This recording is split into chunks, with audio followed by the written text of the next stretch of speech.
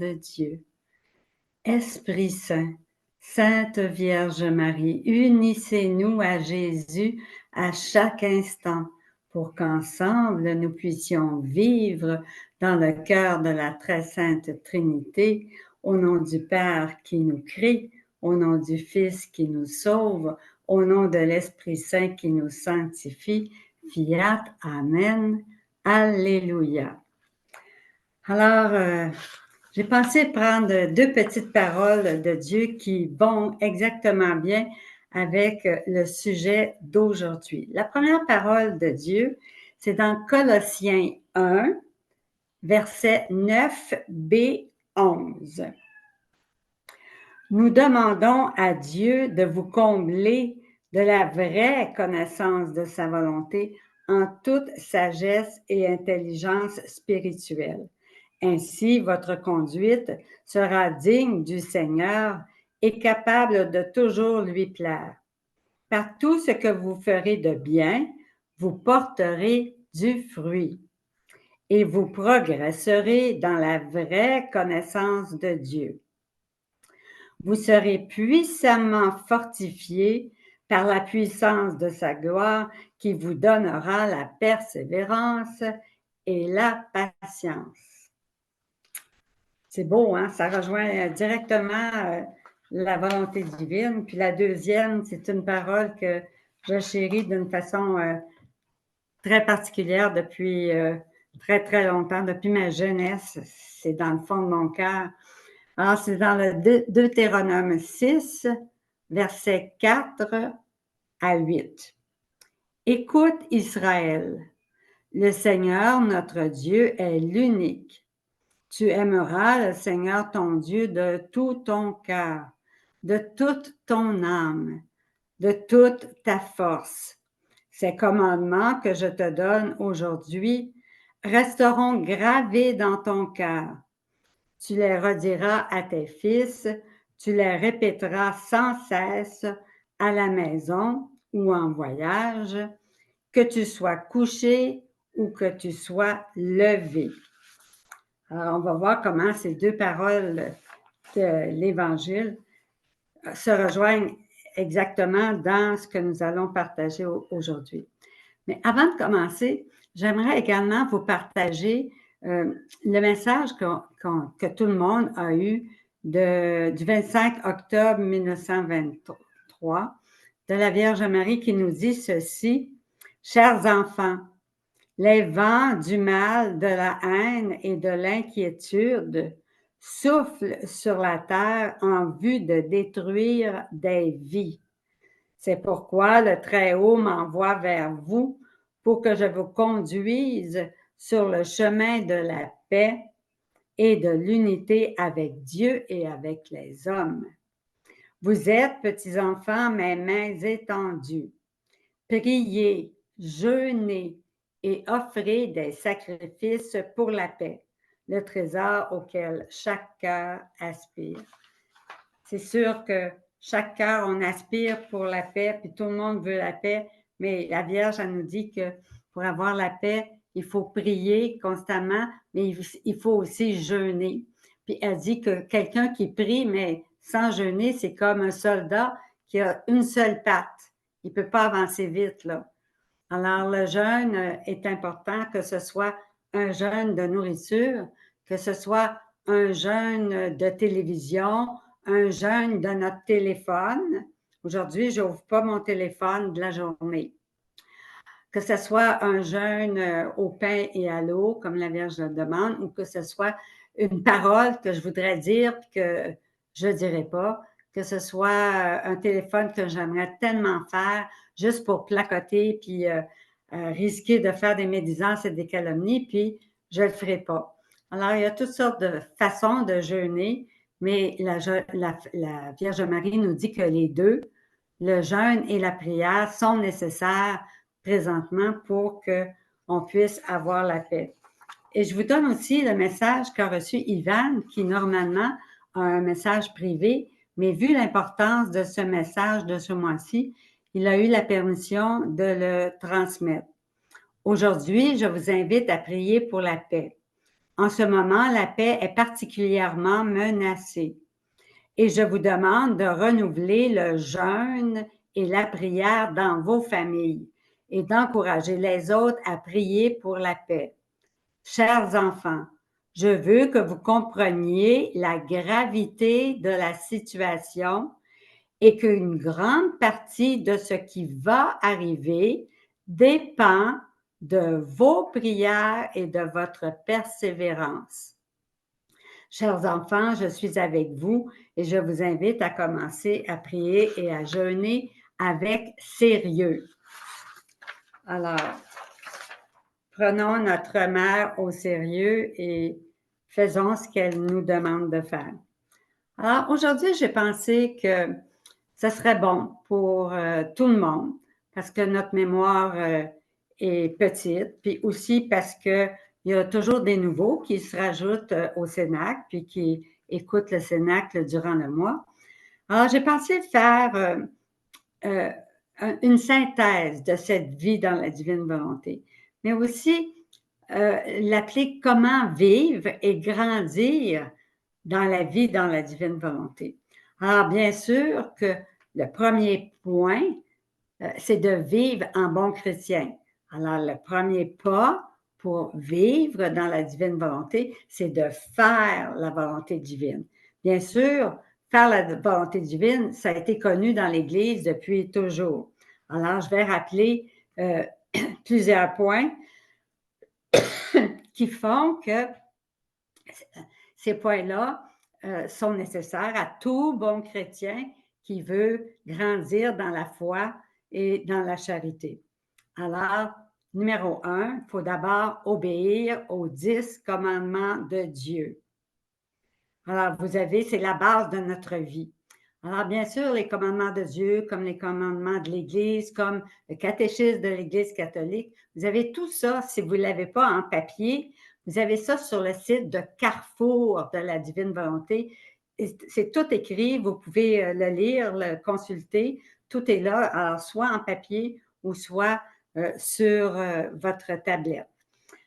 Deuxième point, obéir aux commandements de l'Église. Bien sûr qu'avec le temps, il y en a eu moins de commandements de l'Église, mais il y en a toujours.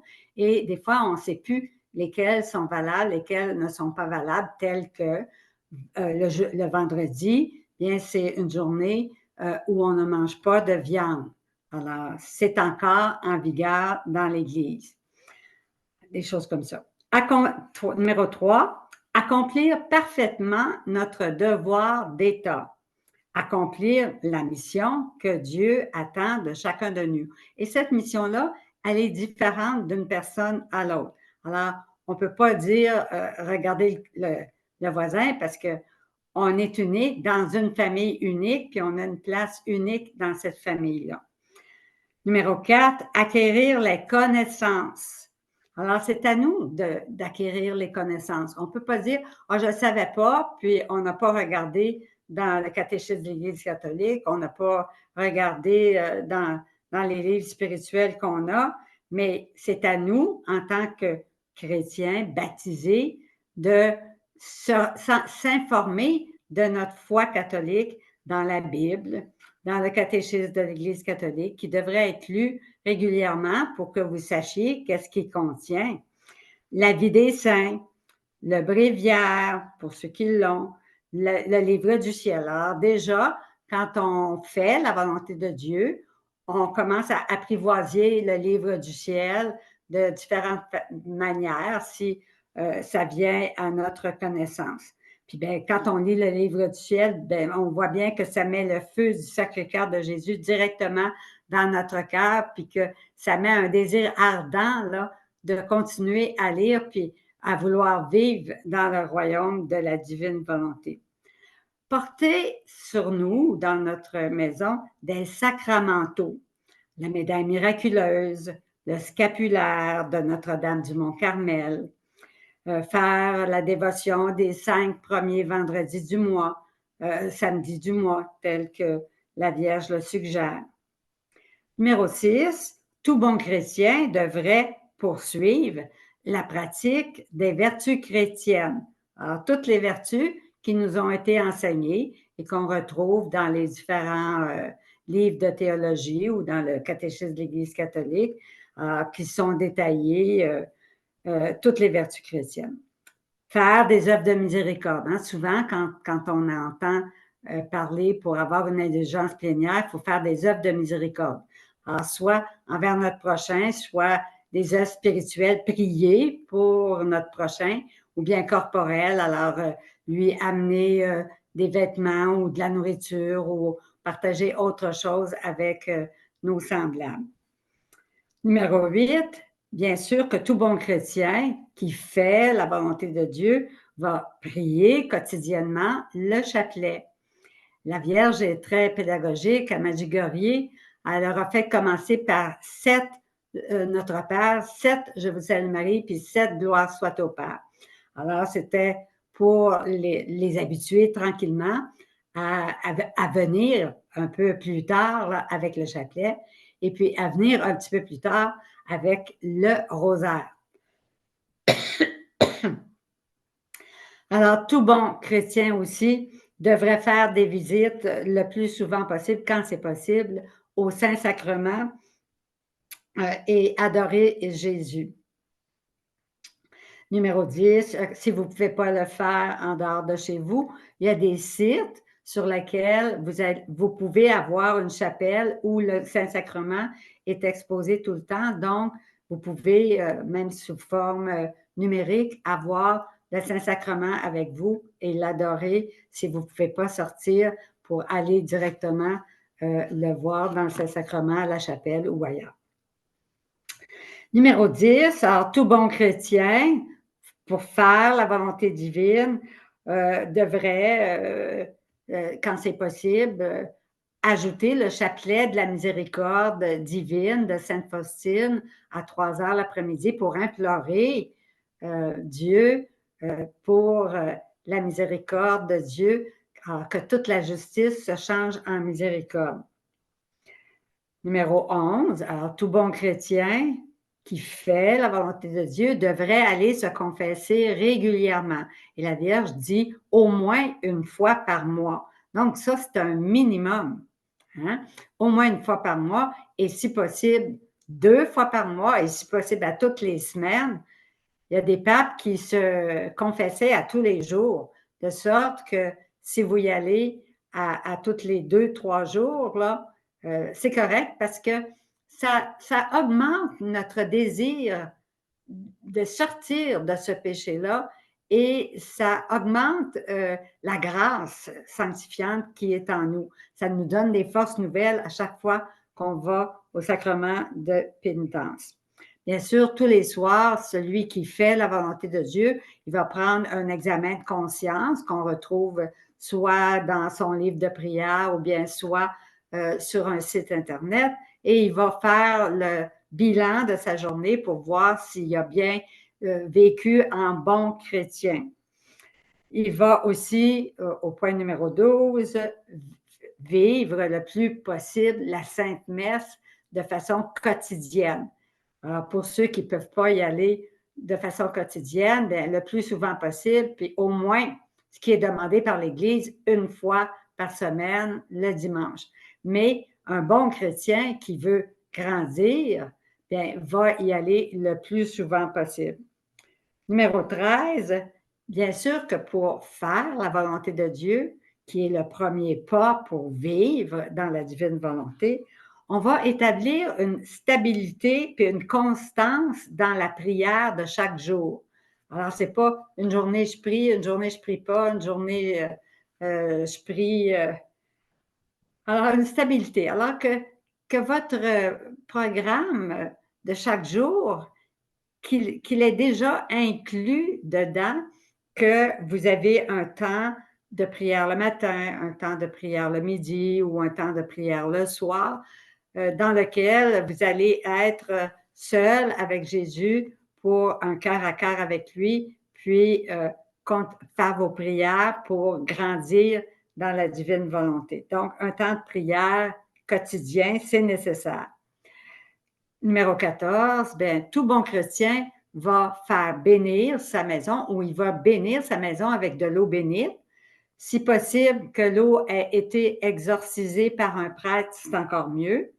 Et à ce moment-là, bien, vous allez avec votre eau bénite dans tous les coins de chaque pièce de votre maison pour demander au Seigneur de bénir toute votre maison, puis de chasser tous les esprits diaboliques, sataniques qui auraient pu s'infiltrer chez vous. Vous pouvez aussi bénir tout autour de votre maison, puis vos voisins ou le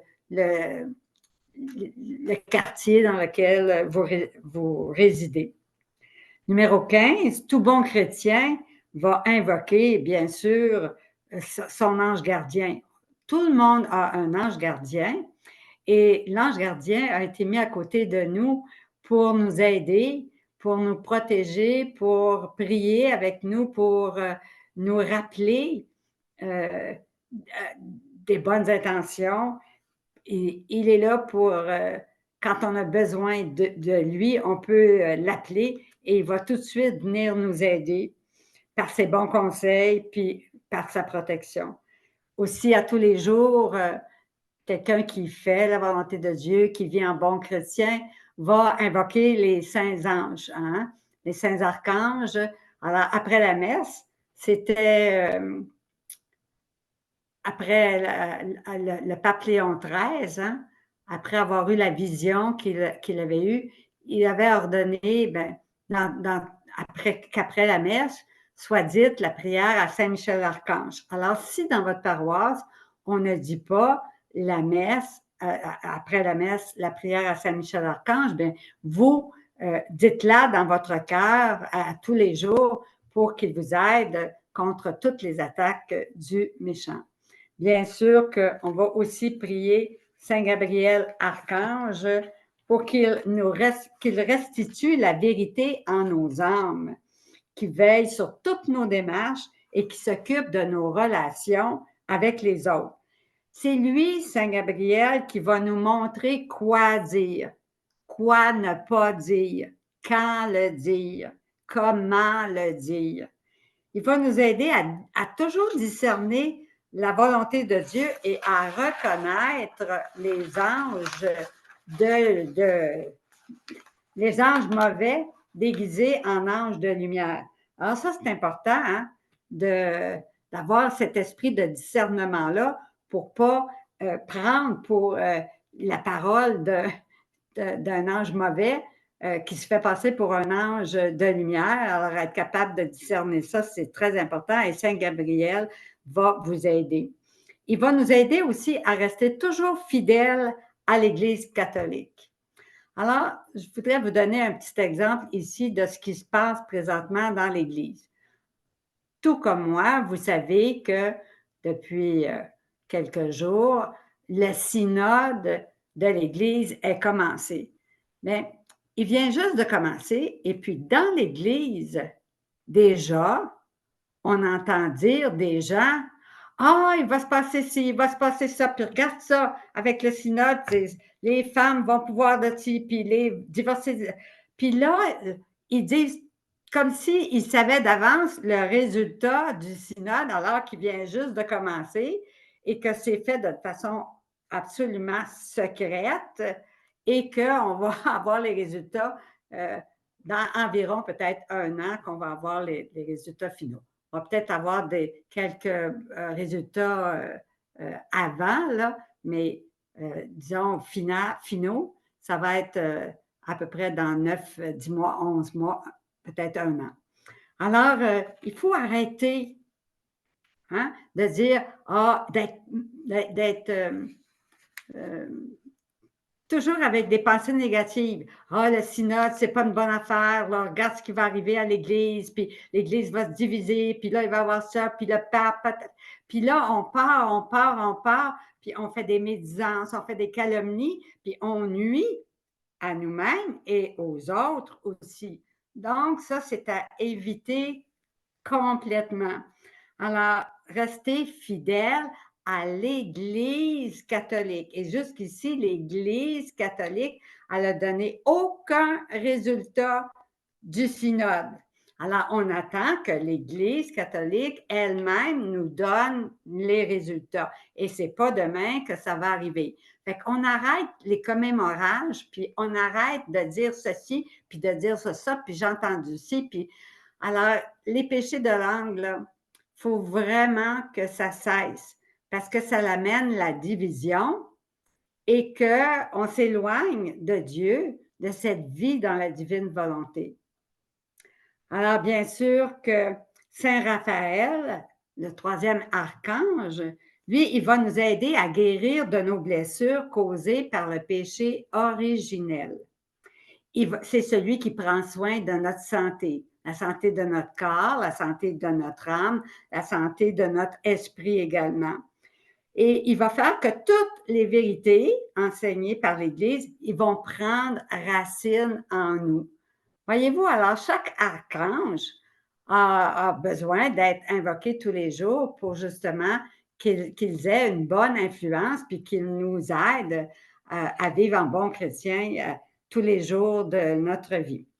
Alors, le dernier point pour tout bon chrétien qui veut faire la volonté de Dieu, qui est le premier pas pour vivre dans la volonté divine, il va cultiver un esprit de mortification. C'était dans l'Église, ça, avant. Hein? Ça a toujours été dans l'Église. Hein? C'est parce que le monde, eux autres, ont adopté l'esprit du monde qui dit « faites-vous plaisir, une petite douceur, on se la coule douce », puis bon, tout ce qu'on peut dire dans le monde, là, qui est contre, justement, qui est l'opposé de ce que Dieu nous demande, qui nous demande, puis la Vierge aussi, un esprit de mortification.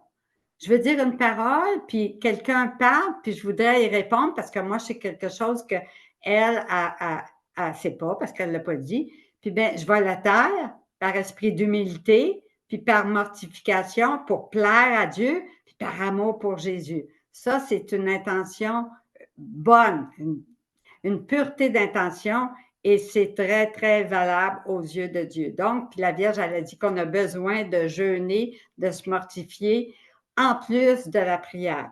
Donc, le jeûne, à Medjugorje, la Vierge demande le jeûne le mercredi et le vendredi, mais là, encore là, ce n'est pas toutes les personnes qui sont capables de jeûner de la même façon au pain et à l'eau. Alors, allez-y avec votre bonne conscience, mais aussi avec votre santé puis les capacités avec lesquelles vous êtes. Mais tout le monde est capable de jeûner d'une façon ou de l'autre, que ce soit de jeûner d'une parole, de jeûner de la télévision, de jeûner de quelque chose que vous aimez, tu sais, pas de dessert cette journée-là, ou diminuer toutes les quantités, ou manger quelque chose que vous n'aimez pas cette journée-là. Il y a toutes sortes de façons que l'Esprit Saint va venir vous dire.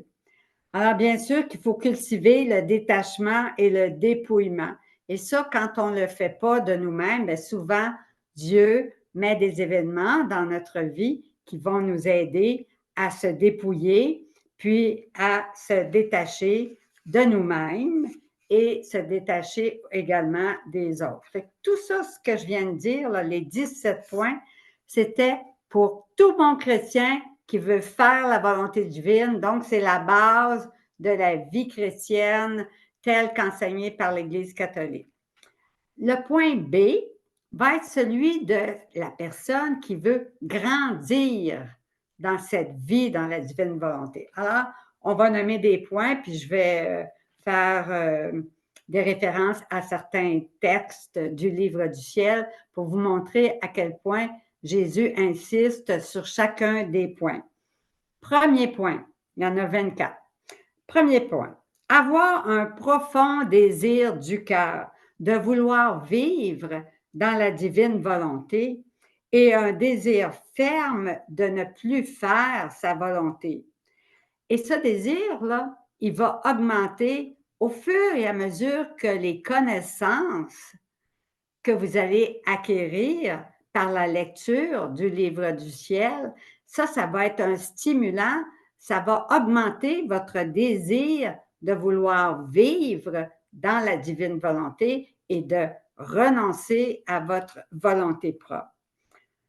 Alors, bien sûr que quelqu'un qui veut vivre dans la divine volonté, bien, il va donner au livre du ciel environ au moins 30 minutes par jour de lecture, que ce soit 10 minutes le matin, 10 minutes l'après-midi, 10 minutes le soir, ou bien 15 minutes le matin, 15 minutes le soir, ou tout le matin ou tout le soir, peu importe selon votre horaire ou bien vos jours, du moment que vous lisez suffisamment pour vous garder toujours l'esprit élevé au-dessus de la terre, pour garder cet esprit, votre esprit élevé au ciel.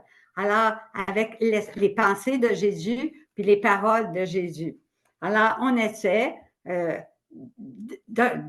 d'intensifier notre temps de lecture du livre du ciel pour augmenter les connaissances, puis se rappeler des choses qu'on a oubliées. Puis à ce moment-là, bien, ça nous les fait digérer davantage, puis elles vont devenir plus notre possession rapidement.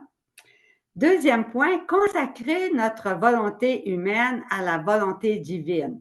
Alors, on montre à Dieu notre désir que notre volonté humaine soit consacrée à Dieu. Alors, sacré, c'est-à-dire rendre saint avec. Alors, Dieu va rendre sainte notre volonté humaine par sa volonté divine. Numéro 3, renoncer à sa volonté propre pour donner toute la place à la volonté divine.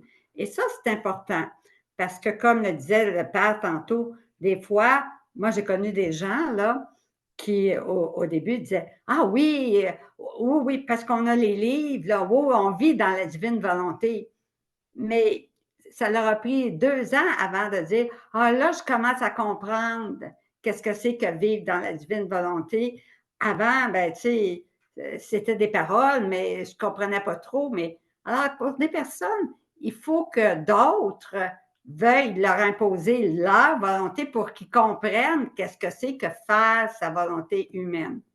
Alors, le chemin peut être différent d'une personne à l'autre. Tout comme tout ce que j'ai dit, qui étaient les 17 points pour faire la volonté divine, bien sûr que Dieu ne va pas attendre que vous ayez fait les 17 premiers points avant de dire, OK, là, tu commences à vivre dans la divine volonté. Non, moi, je les énumère, mais dans l'âme, tout se fait selon le plan de Dieu. C'est lui qui dirige notre âme, l'Esprit Saint, et puis en même temps qu'il nous fait aller à la messe plus souvent, qu'il nous fait lire un petit peu plus souvent, tout se fait conjointement sans qu'on ait nécessairement à y penser, là, qu'est-ce qui se passe dans notre âme. Jésus garde ça pour lui-même parce qu'il ne veut pas que notre orgueil augmente. Alors, du livre du ciel dans le tome 1, tout de suite après les premières, la neuvaine de Noël qui est au début du tome 1, qui est à la page 6, Jésus dit ceci, « Je suis ton tout. Je mérite d'être aimé de toi d'un amour égal à celui que j'ai pour toi. Le constant murmure de tes pensées t'empêche d'entendre clairement ma voix. Je suis un époux très jaloux.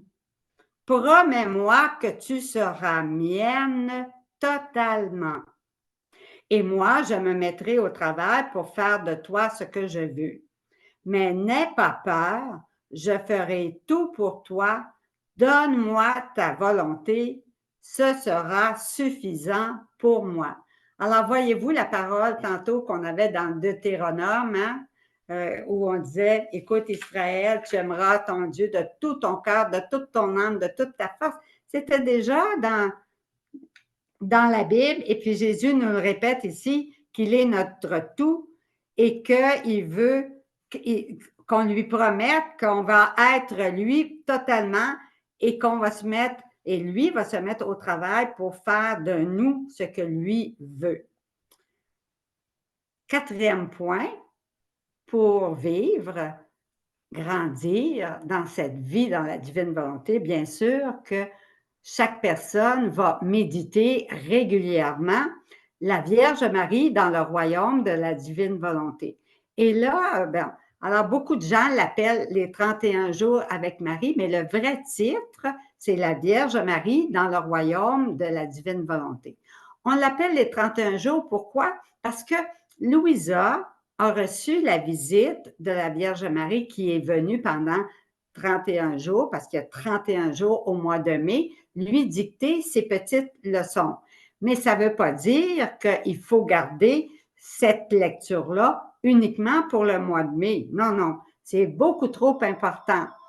Pour vivre dans la divine volonté, il y a 2 colonnes. D'un côté, le Seigneur Jésus-Christ avec les 24 heures de la Passion et de l'autre côté, les 2 colonnes, c'est Marie avec la Vierge Marie dans le royaume. Et dans ce livre-là, elle va nous apprendre tout simplement les merveilles qu'a accompli la volonté divine en elle, elle qui a toujours accompli la volonté divine. On voit les merveilles, ça nous a donné le Rédempteur, le Sauveur, qui est venu refaire toutes nos vies et qui a préparé le royaume de la divine volonté pour qu'il puisse être établi sur la terre comme au ciel. Alors, il n'y a eu que des bienfaits de vivre dans la divine volonté pour la Vierge Marie et elle nous le montre dans ce livre-là. Et elle nous montre aussi les méfaits de la volonté humaine qui, elle, veut régner depuis 40 ans, 50 ans qu'elle règne en nous. Et puis, elle veut encore, elle tape des mains puis des pieds pour régner, pour ne pas entrer dans la volonté divine. Alors, voyez-vous que c'est important qu'on voit les méfaits de la volonté divine. Bon, on a juste à regarder ce qui se passe dans le monde présentement. Bien, ça, c'est tous les méfaits de la volonté humaine. Les hommes contre les hommes. Alors, à tout point de vue, on n'a pas une image plus claire que ce qui se passe sur la Terre présentement. Ce sont les méfaits de la volonté humaine. Et bien sûr qu'en lisant ça à chaque mois, ça va aider notre âme à se décider encore plus à vouloir que la volonté divine règne en nous et non plus notre volonté humaine. Bien sûr, la Vierge Marie nous invite aussi à tous les jours, 3 fois par jour, à monter sur ses genoux, puis à demander une gorgée de la volonté divine pour nous fortifier, puis pour illuminer notre âme. Alors, bien sûr qu'on demande l'aide de la Vierge Marie qui est notre mère et qui est la reine de la vie dans la divine volonté. Numéro 5, on va commencer la journée, bien sûr, on en a parlé souvent, avec l'acte préalable pour montrer à Dieu qu'on veut, notre désir est vraiment de vivre toute la journée dans sa divine volonté. Alors, dans le livre Trésor de prière, qui est ici, à la page 4, vous avez la prière au réveil. Alors, ça, c'est l'acte préalable. Et j'aime beaucoup cette prière au réveil-là, qui est l'acte préalable, parce qu'il suit le plan que Jésus a donné, puis il nous apprend à faire des rondes. On va voir plus tard les rondes, c'est-à-dire retourner à Dieu le même amour divin qu'il nous donne sans cesse. Alors, ça nous aide à comprendre qu'est-ce que c'est une ronde. Déjà, en partant le matin, on fait une ronde complète. Et puis, plus vous allez lire cette prière-là ou d'autres prières, plus votre désir va grandir de vraiment vivre plus totalement, plus complètement dans la divine volonté. Parce que il faut convaincre notre volonté humaine là, que c'est la bonne chose à faire, de laisser régner la volonté divine. Alors, si à chaque matin, vous relisez ceci, par exemple, là, ça dit au tout début, Ô très sainte Trinité, dès que j'ouvre mes yeux à la lumière de cette nouvelle journée, je demande que vous renouveliez la consécration avec laquelle vous m'avez consacré à vous dans la baptême. Alors déjà, on se rappelle qu'on a été baptisé, qu'on a été par le baptême consacré à Dieu. Alors voyez-vous, puis ça continue comme ça parle du fiat de Marie, le fiat de Jésus. Après ça, ben, on va chercher les œuvres d'Adam et Ève avant la faute. Après ça, bien, avec Louisa, on va aller dans toute la nature, on va aller au ciel avec les anges, les saints du ciel, la Vierge Marie, les âmes du purgatoire, enfin, Jésus. Alors, ça fait une ronde complète, puis à tous les matins, vous creusez un peu plus ce désir de vivre dans la divine volonté. Bien sûr, les actes actuels, qui sont les actes qu'on va faire tout au long de la journée, où on va appeler Jésus dans son humanité pour faire avec nous ce que nous faisons. Alors, viens, Jésus, dans ta divine volonté, mangeons ensemble, faisons ce travail ensemble dans ta divine volonté. Il faut savoir que quand on dit « viens, divine volonté », il faut absolument pour vivre, être dans la divine volonté, passer par l'humanité de Jésus. Donc, c'est avec Jésus qu'on va faire les choses parce que c'est seulement lui qui a une volonté humaine et divine par nature. Alors, si on fusionne, on demande à Jésus de fusionner notre volonté humaine à sa volonté divine à lui, eh bien, à ce moment-là, c'est Jésus qui va fusionner notre volonté humaine à sa volonté divine et nous faire entrer dans la roue de l'éternité, dans la volonté divine. Alors, ces actes-là doivent être à tout moment de la journée, le plus souvent possible, parce que souvent, on a oublié Jésus entre deux. Il y a quelqu'un qui nous a appelés, on a été dérangé ou quoi que ce soit. On a eu un jugement, on a eu une impatience, on a eu un murmure à l'intérieur de nous. Peu importe qu'est-ce qui a pu se passer, ça forme des nuages. Puis le soleil divin ne peut pas briller aussi grand quand il y a des nuages.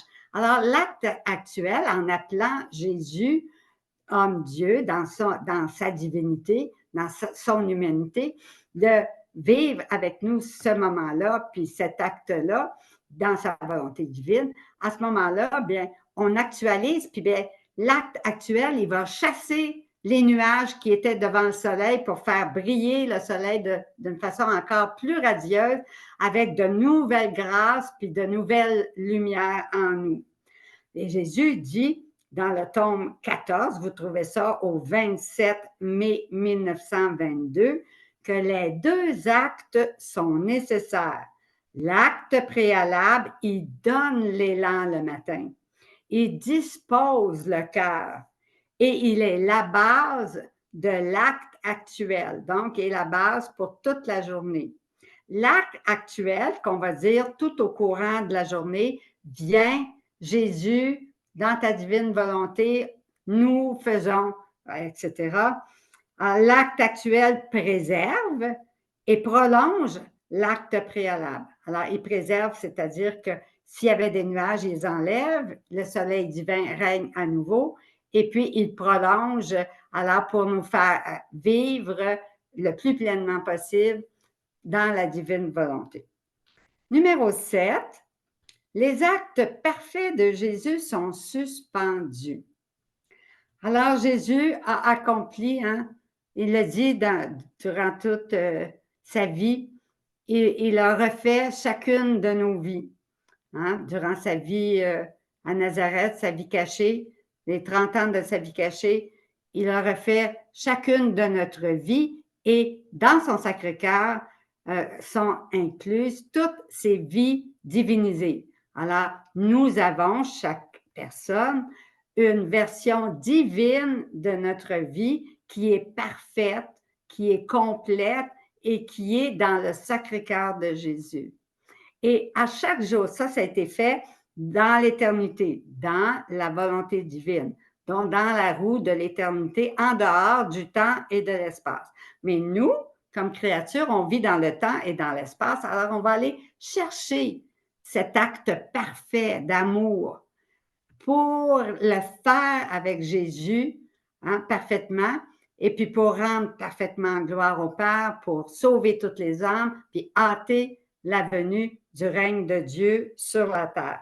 Alors, on va aller faire avec lui ces actes parfaits que Jésus a faits et qui sont dans notre vie divine, si vous voulez, qui est dans le Sacré-Cœur de Jésus. Puis on va les faire à chaque minute du temps avec lui, par lui et en lui, dans la divine volonté, pour la gloire du Père et par amour pour Jésus.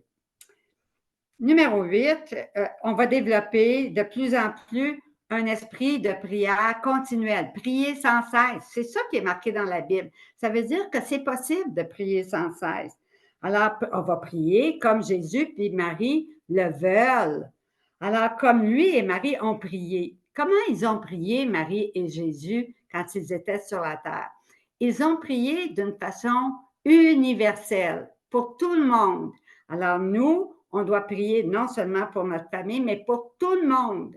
Pas juste pour ceux qui sont en guerre, ben, de ce côté-là, ceux-là, c'est les méchants. On prie pour les bons et les méchants. On prie pour tous nos frères et sœurs du monde entier. Alors, une prière universelle. Il faut toujours que ce soit une prière universelle, une prière qui est pour tous et qui est faite au nom de tous. Dans une prière qu'on appelle ardeur, c'est-à-dire c'est un petit mot hein, qui nous permet de se rappeler toutes les formes de prière. A pour une prière d'adoration, R pour une prière de remerciement, D pour une prière de demande pour les autres. On ne demande pas des grâces pour nous autres. Là. On demande la guérison de quelqu'un ou on demande peu importe ce que les gens nous demandent, alors on prie pour les demandes que les autres nous ont faites. O pour offrir. Offrir, on va offrir quoi? On va offrir tous les actes de Jésus, sa mort, ses plaies. On va offrir sa résurrection pour que toutes les âmes puissent ressusciter en lui. On va offrir toutes les prières, tous les actes de la Vierge Marie, les saints, les anges. Enfin, offrir tout ce qui est dans le Sacré-Cœur de Jésus, le sang de Jésus pour en couvrir toute l'humanité entière. Alors, vous voyez, puis R, le dernier pour réparer, qui n'est pas le moindre, mais réparer. Jésus s'attend à ce qu'on répare avec lui d'une façon continuelle avec les 24 heures de la Passion. Il a donné des promesses tellement grandes avec les 24 heures. Un baiser à ton âme pour chaque mot. Si tu le fais vraiment avec ton cœur, bien, à chaque mot, tu sauves une âme. Et dans les régions où il y a une âme qui prie régulièrement les 24 heures de la Passion, bien, les fléaux seront en partie ou légèrement enlevés ou il n'y en aura pas du tout. Alors, voyez-vous comment c'est important, la réparation et les 24 heures, c'est vraiment la réparation parfaite avec Jésus. Bien sûr, le soir, on va faire un examen de conscience, puis là, on va faire un examen de conscience un petit peu plus approfondi que celui quand on faisait la volonté de Dieu, qui était un examen de conscience qui était pour tout le monde, là, monsieur, madame, tout le monde. Mais dans le livre, le Trésor de prière, vous avez en deuxième partie un examen de conscience qui est plus détaillé et qui est fait à partir de saints comme Bienheureuse Dina Bélanger, Sainte Faustine, Saint Annibale Maria di Francia, enfin, différents saints qui nous aident à faire un examen de conscience beaucoup plus détaillé, beaucoup plus aller dans les petits détails là, pour que notre sainteté augmente de jour en jour.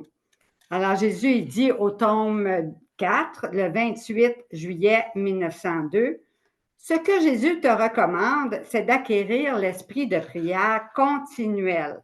Cette continuelle attention de l'âme à toujours converser avec moi, soit par le cœur, soit avec l'esprit, soit avec la bouche, et même avec la simple intention. Donc, on n'est pas obligé de toujours dire des prières, mais juste avoir le cœur à cœur, juste regarder Jésus, savoir qu'il est dans notre cœur, puis qu'on a notre regard fixé sur lui, puis que chaque battement de notre cœur lui dit je t'aime continuellement.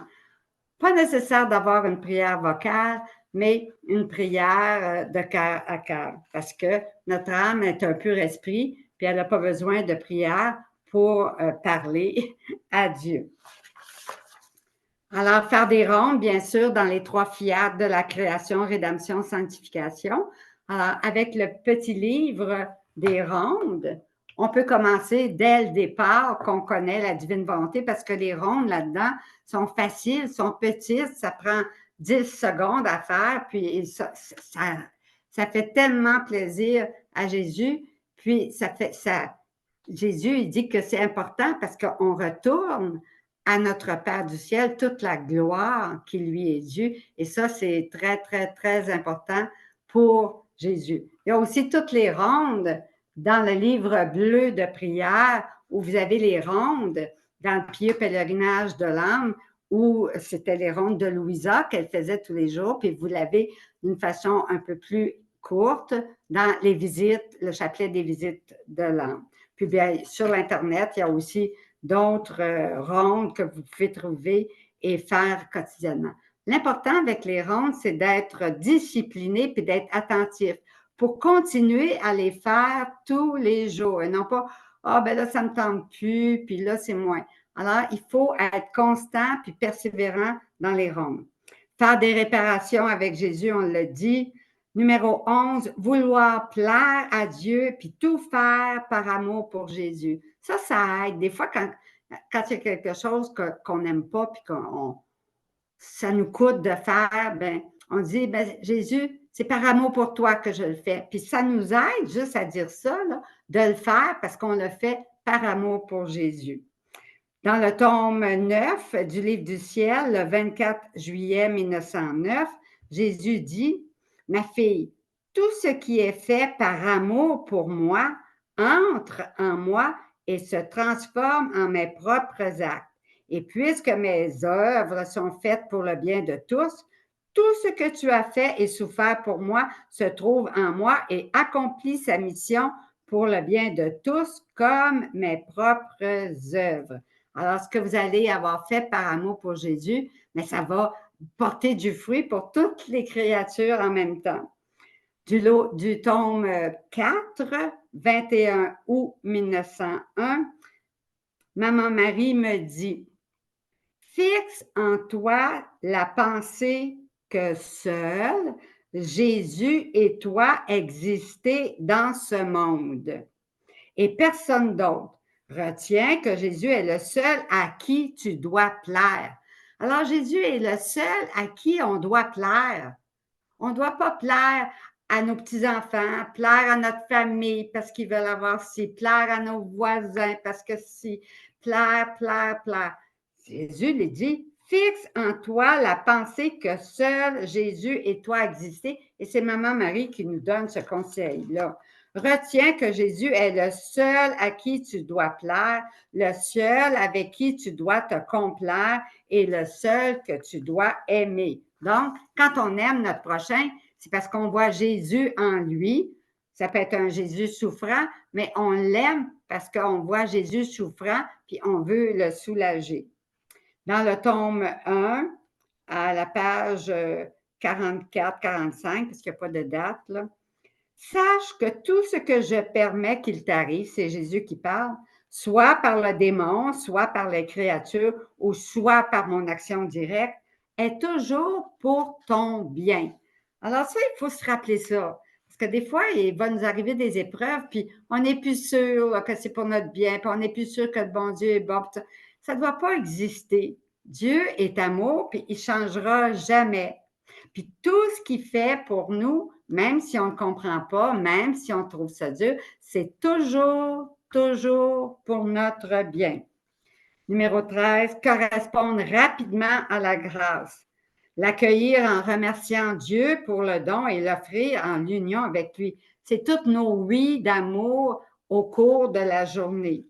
Et Jésus, il dit dans le tome 3, 22 janvier 1900, « Aussitôt que tu commences à recevoir ma grâce, sans même attendre que je finisse de te la donner, tu dois immédiatement commencer à faire entendre l'écho de ta correspondance. » Alors, voyez-vous, dès qu'on a la grâce de Dieu, il ne faut pas commencer à raisonner, mais aussitôt prendre la grâce et correspondre. 14. Les connaissances intellectuelles non appliquées ne servent à rien. C'est une connaissance morte et qui ne porte pas de fruits. Il faut vivre ce que vous allez lire, le mettre en pratique. Numéro 15, ça on l'a répété tellement de fois, mais avec des exemples, ça vient plus facilement. Numéro 15, très, très, très important, cessez de raisonner.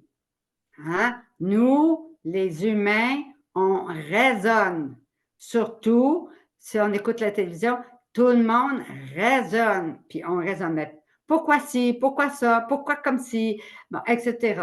Jésus il dit, la raison pour les pourquoi, c'est seulement au ciel que vous allez le savoir. Donc, ne posez plus la question pourquoi ci, pourquoi ça.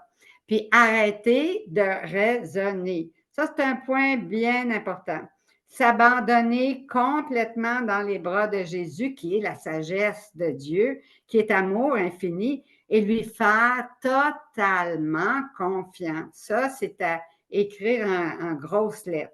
Il veut uniquement notre bonheur et nous rendre heureux pour la vie éternelle. L'abandon complet à Dieu et la résignation, là, ça, c'est essentiel de grandir là-dedans pour vivre complètement dans la divine volonté, puis au moins grandir dans la divine volonté. Chaque jour, un abandon nouveau et chaque jour, une confiance totale de plus en plus grande. 16. Rejeter les peurs, les angoisses, les doutes créés par les autres, les tristesses, la culpabilité, hein, la volonté de tout savoir parce que je veux me contrôler. Je veux savoir qu'est-ce que je dois faire. Mais ça, il faut rejeter tout ça, ça ne vient pas de Dieu, ça ne rentre pas dans le royaume de Dieu. Dans le royaume de Dieu, il y a l'unité, la joie, le bonheur, la paix, l'amour. Ça, c'est dans le royaume de Dieu. Numéro 17, la constance, qui est une vertu divine, hein? La persévérance. Persévérer, c'est bon aujourd'hui, c'est bon depuis 3 ans, mais il faut que ça dure. On a encore peut-être 10 ans à vivre sur la terre, puis il faut pendant ces 10 ans-là être constant et persévérant. Avoir de la patience envers tout le monde, puis exercer la patience divine de Jésus. Ne perds pas de temps. Le temps, c'est un cadeau que Dieu nous donne. Et il nous dit de ne pas perdre notre temps. Il dit ceci dans le tome 19, le 28 février 1926. « Ma fille, ne perds pas de temps, parce que chaque fois que tu te préoccupes de toi, c'est un acte de ma volonté que tu perds. Si tu savais seulement ce que signifie perdre un seul acte de ma volonté, tu perds un acte divin qui embrasse toute chose et toute créature et qui contient tous les biens qui existent dans le ciel et sur la terre. Plus encore, étant donné que ma volonté est un acte continu qui n'arrête jamais sa course, continue plutôt d'attendre que tu sois prête à le suivre. On ne sera jamais prête à le suivre. Donc, il ne faut pas perdre de temps. Puis, dès qu'on lit le livre du ciel, on va répondre à ça tantôt dans une question, on ne perd pas de temps, puis on commence nos rondes, puis on fait tout, on appelle Jésus pour tout faire avec lui. Alors, constance et volonté. Et puis, numéro 18. Évitez en toutes circonstances ce qui enlève la paix, Donc, il faut toujours faire attention pour conserver la paix dans notre cœur. Alors, si vous n'êtes pas en paix, là, regardez ce qui vous enlève la paix, puis chassez ça de votre cœur pour que la paix, Dieu est le prince de la paix, que la paix demeure dans votre cœur. Toujours rechercher le silence est important. Le silence intérieur, donc pas de raisonnement, et le silence extérieur aussi. Comment voulez-vous entendre la voix de Dieu si la télévision, si la radio, si vous êtes toujours dans le bruit continuellement? Donc, silence intérieur, solitude, cœur à cœur avec Jésus, c'est très important.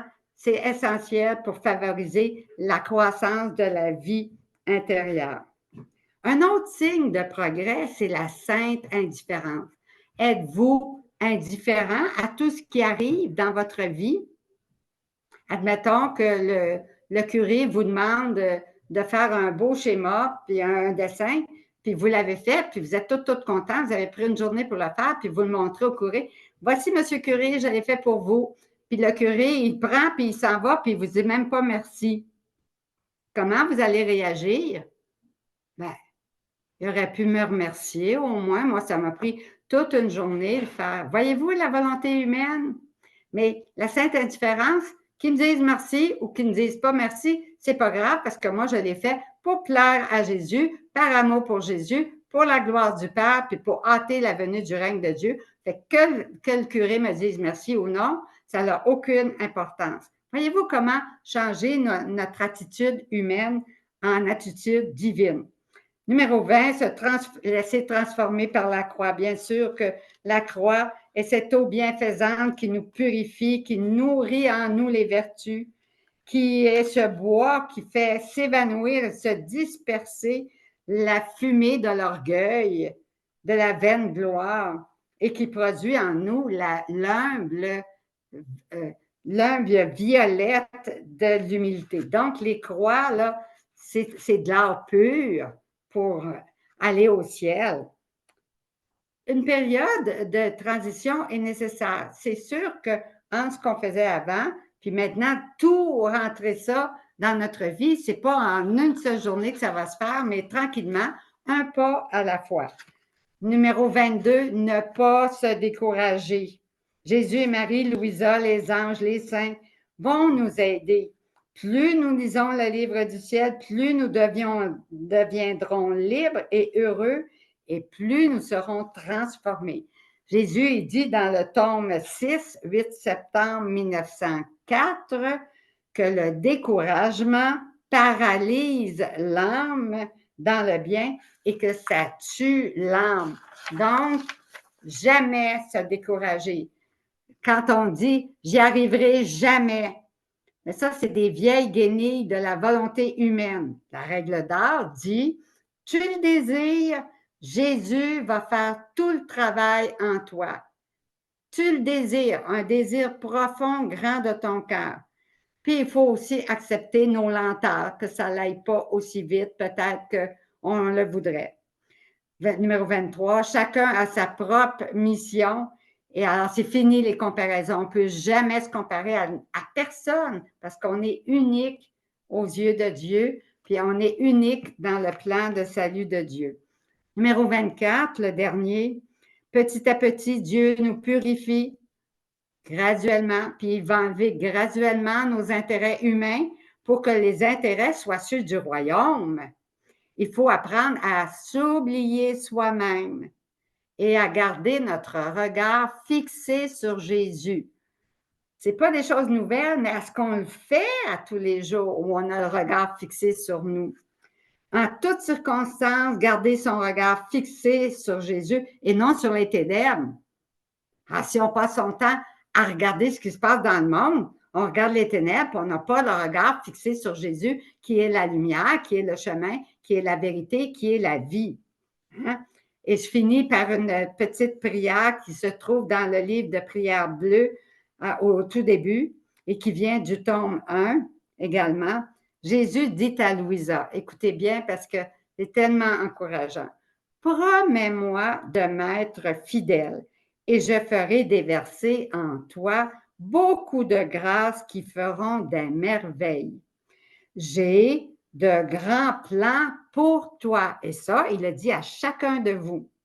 Mais seulement si tu te soumets à ma volonté. Je ferai mes délices en te rendant comme une image parfaite de moi. Tu devras être une imitation de moi de ma naissance à ma mort. N'aie aucun doute en ce qui concerne la réussite, parce que je t'enseignerai comment cela se fera petit à petit. Je répète la dernière phrase parce qu'elle est importante. N'aie aucun doute en ce qui concerne la réussite, parce que je t'enseignerai comment cela se fera petit à petit. Alors, disons gloire au Père, au Fils et